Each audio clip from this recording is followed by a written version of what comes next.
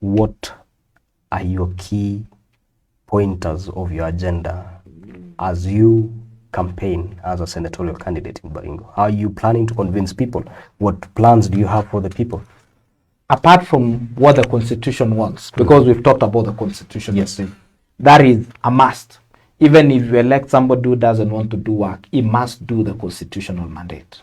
Now, what about me as a leader? What do I want to do that is extra from maybe other people?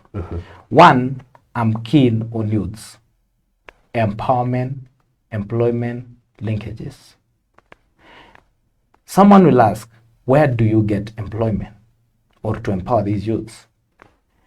A leader has the key. The people gives me the key and the power to open other offices.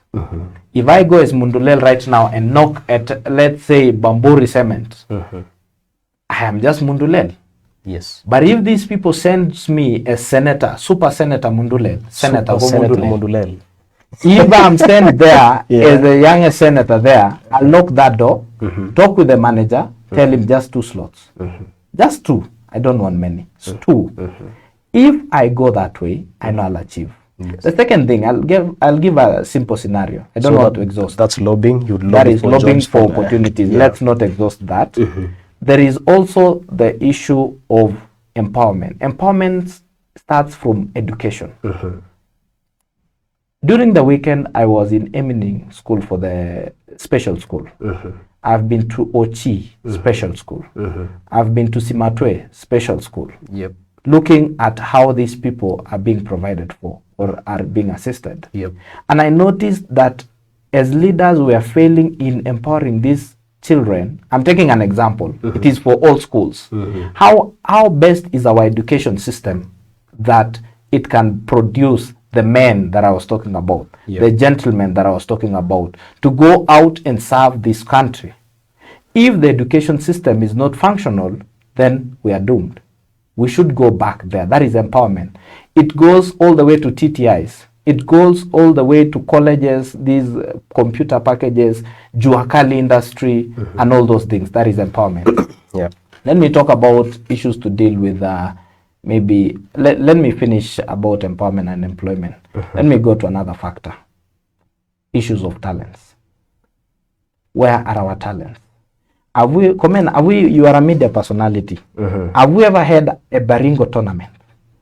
They only come during elections, when elections are nearer. Have we had a serious one that is budgeted, planned, and executed? We've never had. None. That is the first thing that I want to do.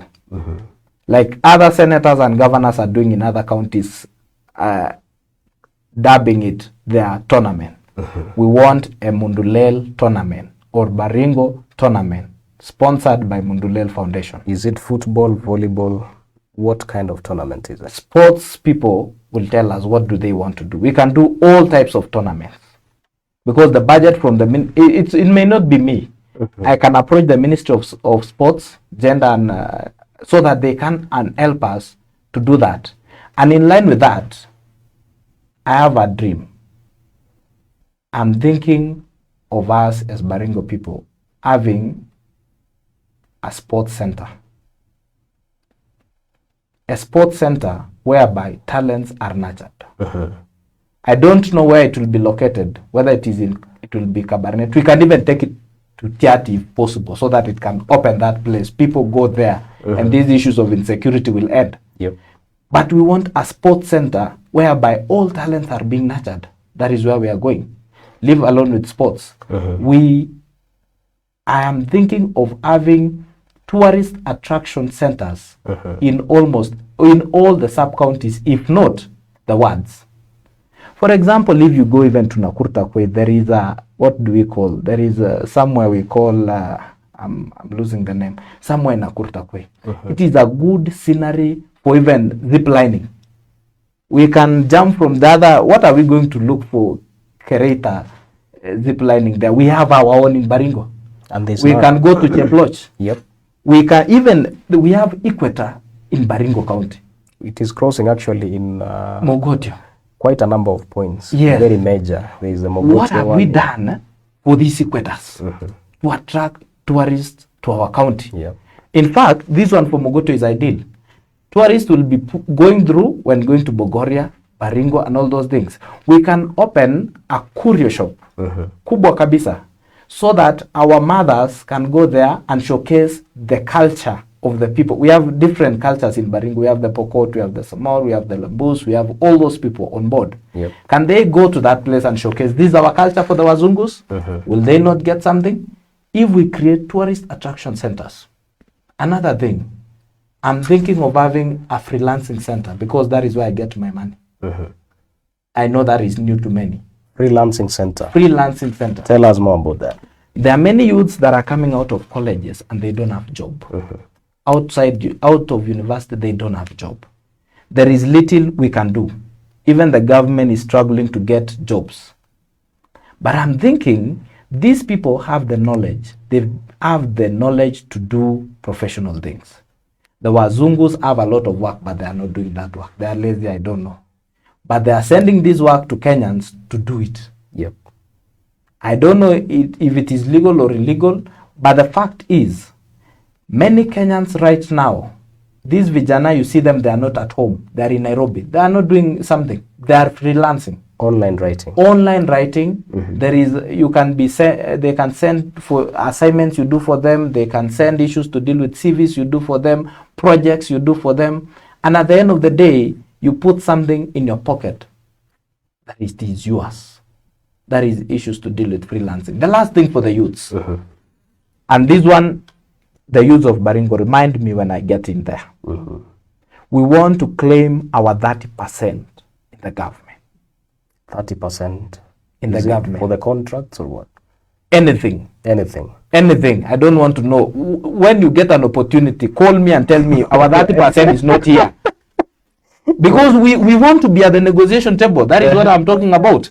We want to come to the negotiation table. How? We want the 30%. Maybe as we finish, and that one was it is a bill that has been passed. Yep. And it was passed by our own senator, Gideon Moi. It is called the Local Content Bill. We have the 30%. If we have a contractor doing the road of Cap Gideon to Emini, we should ask that person, if we have 100 employees, if you don't have 30 from Baringo, go home. What are you doing? If we go to the county government, we have all the employees. If 30% are not youths, then the governor will tell us. If we go to maybe the ministry of something, anything that is happening in Baringo, we need 30% for the youths, because we cannot continue voting in leaders as youths. We are being used. But when they get there, we are nowhere in the negotiation table. I'm here is to advocate for them. Well, that sounds like a good agenda for the youth. And it sounds like if you have someone who is of your age, yes, he or she may represent your interests well. I can see how passionate you are on the issues of youth mentorship, from talent to even remote working. Yes, sure.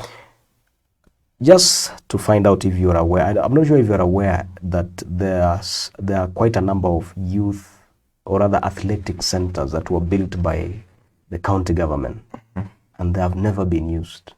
Thank you. What can you say about that? It is what I said. How are the resources we send from Nairobi used in Baringo? If that project has been done, where is accountability? Because we cannot let the money, the public money from the public coffers to be used to build white elephant projects.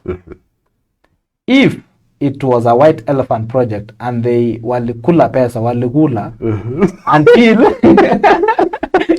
until they don't have money to launch or to put the equipments for operationalization, then that is where we start. Why is this project not complete? That is oversight. I talked about that. So I think I don't need to repeat myself because I might get angry about that.